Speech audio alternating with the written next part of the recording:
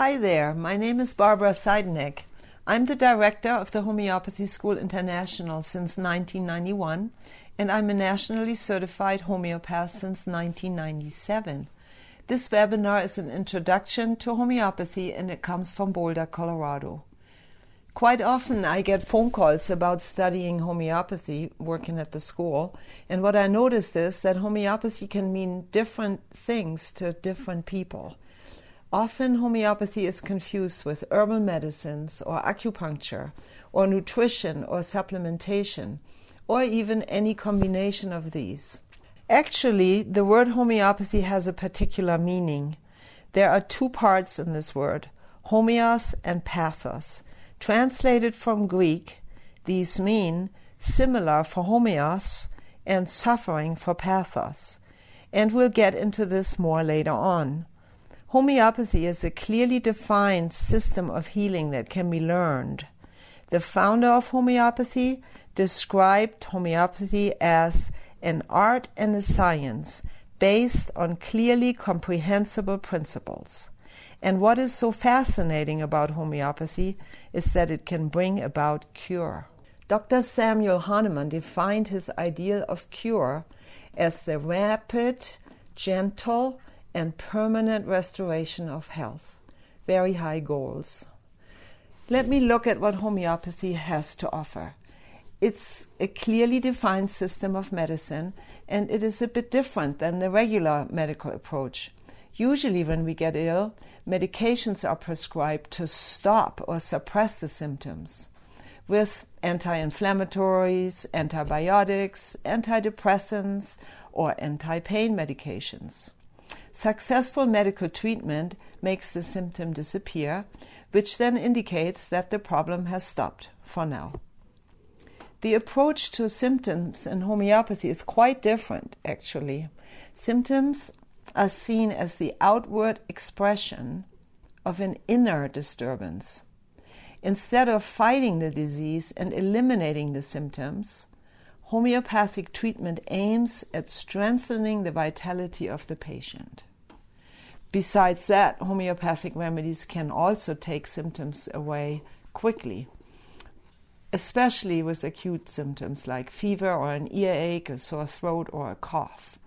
But even then, it's always the vital energy of the person that is stimulated to gain strength and fight off the illness.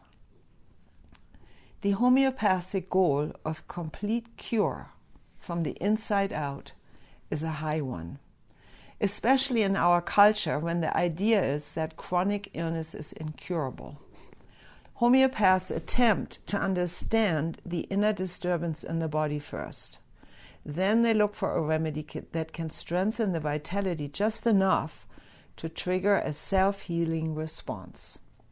Once the immune system is activated, the patient heals him or herself from the inside out. So where did homeopathy come from originally? It is based on a very old understanding of the laws of nature. And I won't go back to the beginning of medicine, like to Hippocrates and Paracelsus. For now, I would just like to start with the founder of homeopathy, who drew from the knowledge of historical figures of medicine. Hahnemann was born in 1755 in Köthen, Germany. He defined homeopathic treatment in the Organon der Heilkunst, easy for me to say, as I'm German, translated as the Organon of the Healing Art, published in 1810. In these pictures, you can see paragraphs of the Organon painted on the wall of the house Hahnemann's family occupied. So this house is sort of a museum in Germany. In the Organon, Dr. Hahnemann formulates homeopathic principles of cure. And we can really understand homeopathy by reading this book. It belongs to the foundation study that we provide at the school, and we study the Organon in depth. Through the last 2 centuries, the Organon was published a number of times. There are 6 editions altogether.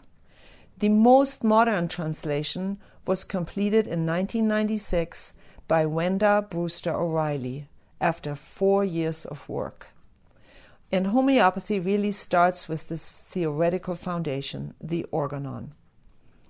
I will get to how homeopathy works practically in treatment, but for now let me give you an overview of the principles that guide the homeopathic healing process. There's the vital force, the all-encompassing concept about healing with homeopathy. Its first principle really is the vital force, the energy that maintains a living organism. Homeopathic treatment stimulates the body's vital energy. You may have read about vital energy in a different context, as it is the basis of other healing modalities as well. For example, in Chinese medicine, this life-sustaining principle is called qi, or in Ayurvedic medicine and yoga, it is called prana. Now, how does homeopathy stimulate this vital energy? Let me start here.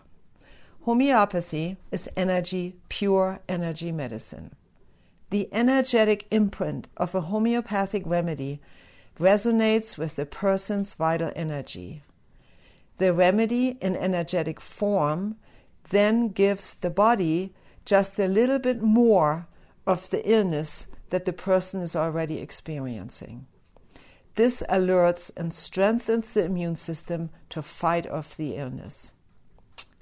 A remedy can only trigger this action when there is a similarity between the symptoms of the illness and the remedy picture, as we call it in homeopathy. Coming back to homeopathy, two parts to the word, similar and suffering.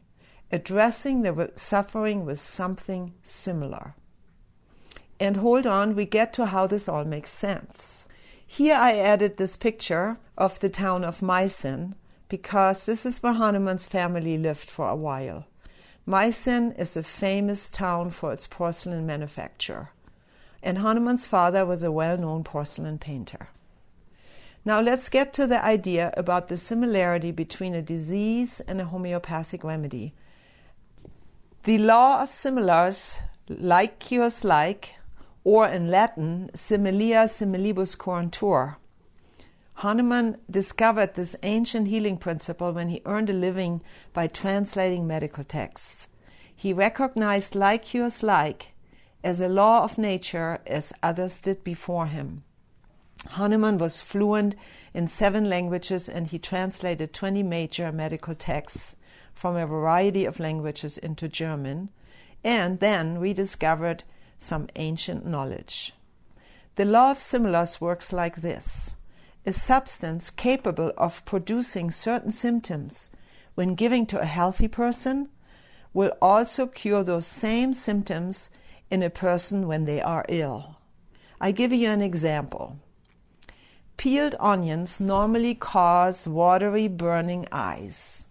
A homeopathic remedy prepared from onions, it is called allium cepa, can alleviate the symptoms of watery, burning eyes as experienced with hay fever.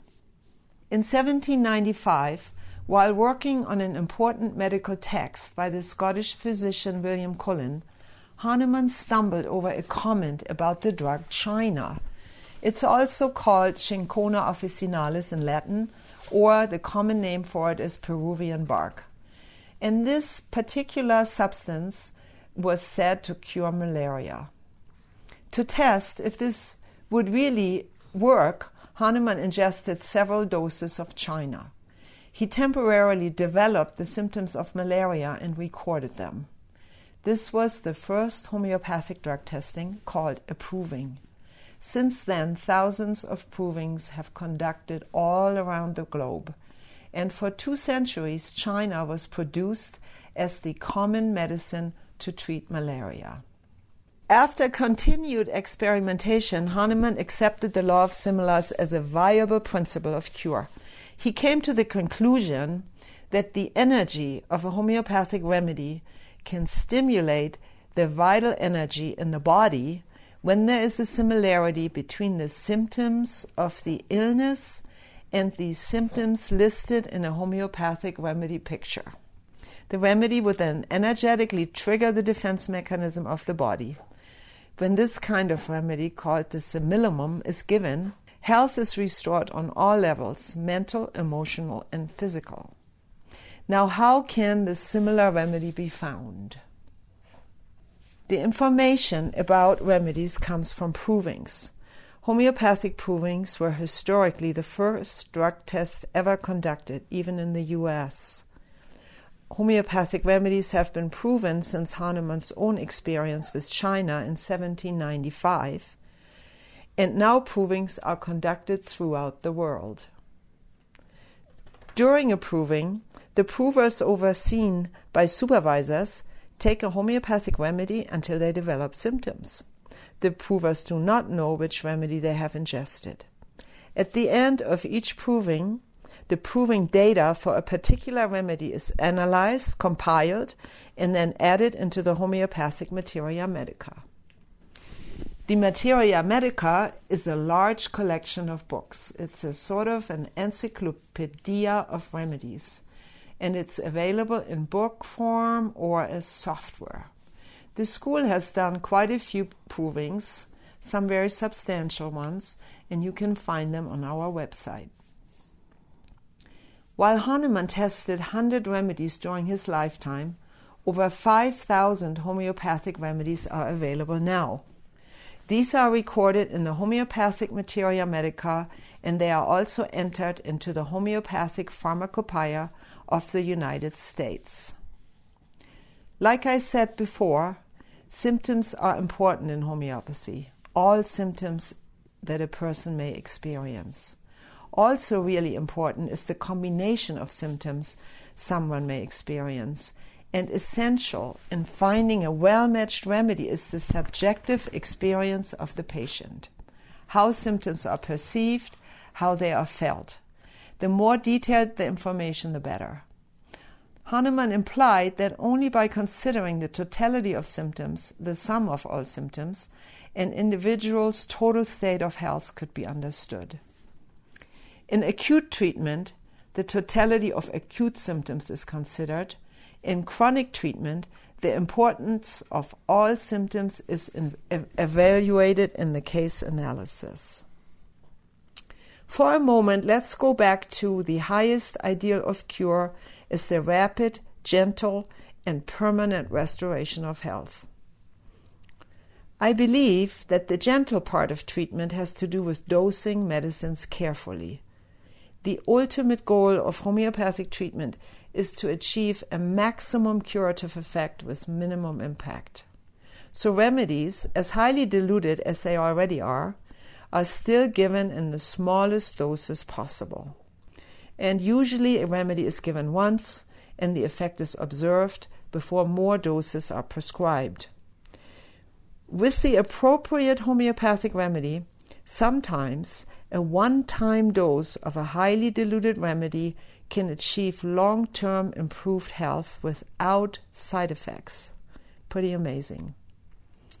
Remedies are non-toxic because of their dilution. They have an energetic effect, not a chemical one, so they don't show in the blood chemistry. Let's go to how these remedies are made. Homeopathic remedies are often millions of times diluted, rendering them absolutely non-toxic, but still powerful. How can a high dilution still render a medicine powerful?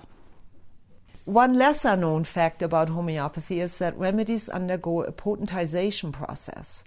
Potentization happens through succussion. This word, in homeospeak, describes the shaking of the remedy by whacking the bottle with a mix of water, alcohol, and remedy against the semi-hard surface, like a big old book, preferably leather-bound, and often a Materia Medica or a Bible was used in history. This process leaves an energetic imprint on the water molecule of the diluted remedy.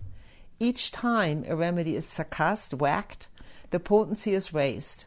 Remedies get stronger, acting more deeply from an increased number of succussions. To make a high potency with millions of succussions by hand, as you can imagine, takes a long time.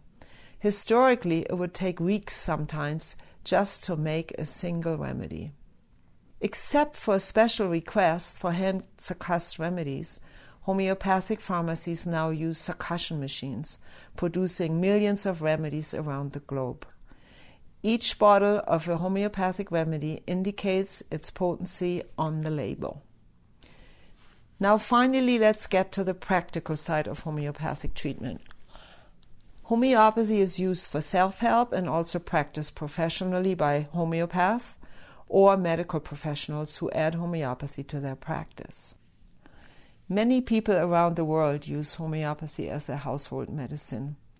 And some of our students are mothers and raise their children with homeopathy.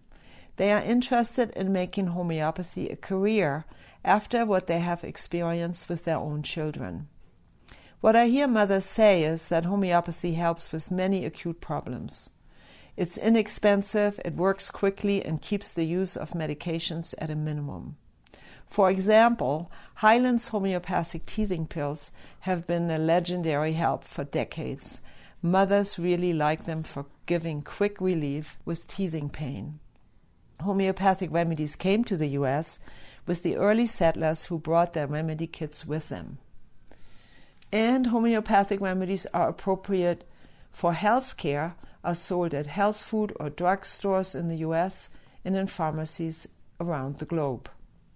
In many countries, homeopathy presents a substantial part of medical care, especially in Argentina, in Brazil, in Europe, where it has been traditionally used by the Queen of England, and in India. 42% of general practitioners in England work with homeopathy. The remedies themselves are made from natural substances, either mineral, plant, or animal material. They can be safely used for anyone, including infants, children, the elderly, and kids really like them because homeopathic remedies are sweet. They are great for treating animals. In Europe, they are used to treat other infections in large herds of cattle. Homeopathic treatment is less expensive than antibiotics, and the milk can be used safely, even with the treatment. Remedies are effective, gentle, non-toxic, inexpensive, and non-addictive. And this is really important in the treatment of depressive or mental states. There are many self-help books for the treatment of mostly acute conditions, and you can find that information on our website. The school's foundation course, HSI 101, prepares you to help yourself and your family to work effectively with homeopathic remedies. To find a professional homeopath, you can start by looking at the directory on the school's website. If you would like to make homeopathy your career, you may want to take a look at our school's professional program, the Practitioner Certificate Program page. Professional treatment is definitely needed for chronic illness, deep-seated long-term illness, or repetitive health problems. This treatment begins with a homeopathic consultation, a thorough first case interview. The aim of this consultation is to recognize each person's unique state of health and record everything in as much detail as possible. The initial consultation with a homeopathic practitioner is a thorough intake which usually takes an hour and a half to 2 hours. This process just takes a while because there's a lot of detail to cover. Homeopathic treatment is based on the subjective experience of the patient. And two people with the same illness or diagnosis may experience their condition very differently and develop characteristic symptoms that differ from another. The homeopath needs to understand how someone personally experiences their symptoms. So, homeopaths almost seem to do medical detective work. Questions included during the case-taking would be something like, what is the problem? Where is it located? When did it start? How does it feel? any particular sensations, anything that can make the symptom feel different, like hot or cold or foods or times of the day, the weather, motion, rest, etc. And what happened around the time that your problem began. Any detail about a symptom has the potential to narrow the remedy choice. During case taking, special attention is paid to unique symptoms. Slight differences are important. For example, my cough starts in the morning versus after I drink something in the morning, my cough starts immediately. If someone would tell me that drinking starts their cough, I would follow up with these questions. What do you drink in the morning? Does it matter if it's hot or cold? Does the cough only start after you drink something in the morning or any time you swallow liquids? These are important details, and later on I show you why. After the case is taken, everything recorded is then thoroughly analyzed. Mental, emotional, and physical symptoms are taken into account. And this analysis is guided by questions like, what is the problem? When did it start? Is there anything that triggered these symptoms, like particular stresses, loss, or grief? How does the person feel the symptom? Different pain sensations could be looked at. For example, throbbing pain, shooting pain, dull pain, electric-like pain. Are there any circumstances that influence the condition? Sensitivities to surroundings, temperature, weather, movement, etc. There are usually questions asked to find out what the cause of the suffering could be, or to establish what triggered the illness emotionally, if that is the case. The more specific a symptom is, the more valuable it is to the practitioner. For example, a migraine headache as a symptom is not very helpful because a couple of hundred homeopathic remedies are available for migraine headaches. Now, if you have a headache starting at 10 a.m. with a strong thirst for cold water, these symptoms will very directly point to an effective remedy, which in this case would be natron mur. During the analysis, the homeopathic practitioner looks at a range of factors, focusing on symptoms that are characteristic of his patient, and then compiles a list of the most significant symptoms. With the use of the repertory, the information extracted during this case analysis is referenced. The repertory is a guide to symptoms and remedies, and it contains thousands of symptoms and remedies with the potential to cure them. The repertory is available as software or as a book. Detailed symptoms are looked up, and the remedy that covers the majority and the uniqueness of a person's symptoms is the most effective remedy. Now here you can see a page from the repertory, and you see a variety of cough symptoms listed. The cough section of the repertory has many pages, as do the mental symptoms and symptoms for about every part of the body. And this is a magnified page in the cough section. You can see a little bit more what kind of remedies are listed for particular kinds of coughs. The remedy indicated in the repertory is then cross-referenced in the Materia Medica, the encyclopedia of homeopathic remedies, a large collection of books describing proving symptoms. The well-selected remedy addresses the patient's unique symptoms and their general state of health. The last thing to do then is to select a homeopathic potency, the strength of the remedy. The potency of the remedy is determined according to the strength of the symptoms and the vitality of the person. And the potency selection itself is definitely material for another lecture.